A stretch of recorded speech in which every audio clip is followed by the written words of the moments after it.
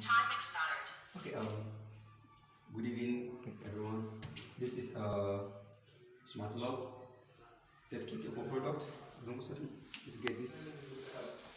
This ZK Topo product. The product name is called AL20B smart lock. So it actually uses three authentication modes. It uses fingerprint. This is a sensor. It uses password and it uses local key. That is manual key as well. You see it? Manual key, password, then fingerprint sensor, right? So if a finger is not registered on the lock, definitely the lock will not open, right? So likewise the password. If you use a different password, the lock. Try again. If you get that, try again, right?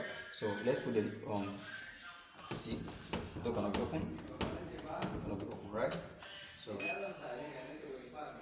Try again. so here we go, right? Try again. Try again.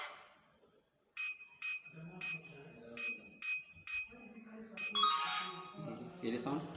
The door opens. The door is open. Once you close it, closes. So this is the back view of it. It uses alkaline battery. This is how the battery looks like, and it can be locked manually and unlock it as well.